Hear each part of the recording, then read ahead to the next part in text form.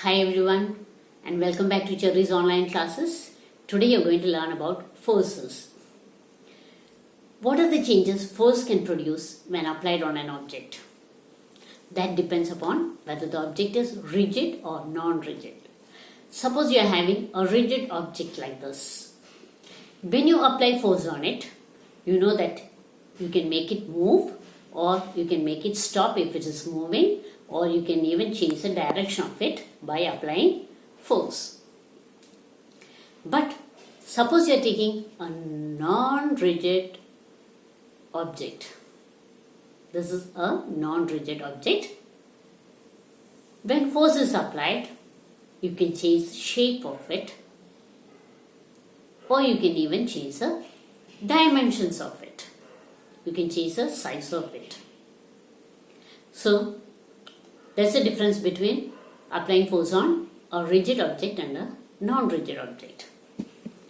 Now, when you come to the types of forces, you find the most important one is normal force.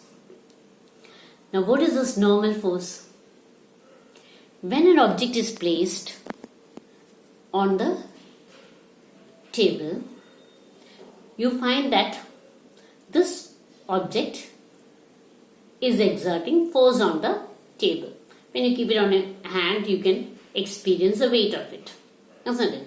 So, when placed on the table, this object exerts force on the table, which is equal to its weight. That is due to the gravitational force. So, remember, the force exerted by the object on the table is equal to its weight. Now, but even though gravitational force is there, the object is not going through the table. It is not going down. What is the reason? The tabletop is exerting a force on the object in the opposite direction. It's like a supporting force. It prevents it from going through it. So that force is called the normal force. So normal force is nothing but the force exerted by the table on the object in the upward direction, which is equal to its weight here in this case. Understanding? So normal force is always perpendicular to the surface. Perpendicular to the surface. That's why you call it normal force.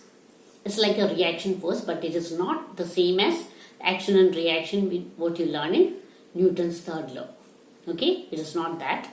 This is a reaction force, but you call it normal reaction force, and that is equal to its weight in this case.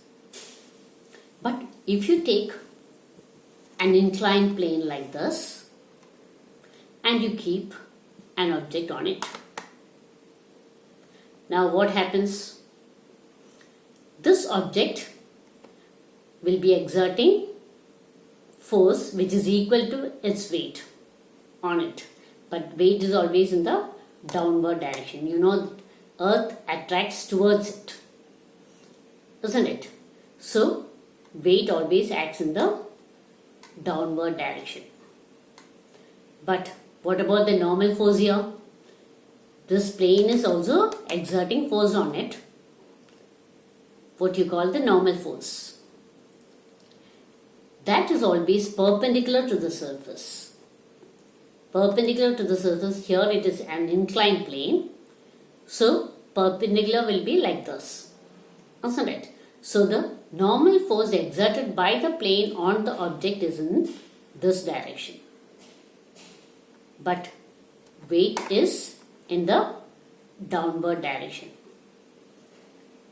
Understood the difference? Here you find that the normal force is not equal to the weight of the object.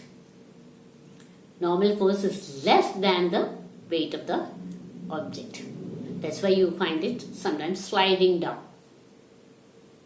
Okay?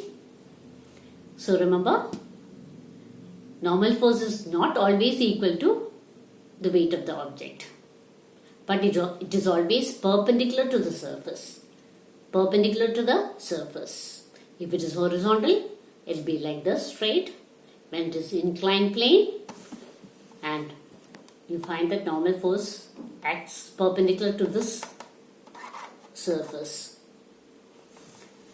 Now, what happens if you keep an object against a wall? So just imagine this to be a wall. Okay? Now, you are keeping an object like this, make it slide down. Is there any normal force here? No. The wall will not be exerting any normal force because this object is not exerting any force on the wall. Its weight is always acting in the downward direction, not towards the wall. Therefore, weight is in the downward direction, so the wall will not exert normal force on this. So you can say normal force is equal to 0 when it goes like this. That's why we say it's not action and reaction that you learn in Newton's third law. It is slightly different. Okay? Here it is like a supporting force. And normal force always acts perpendicular to the surface. Okay?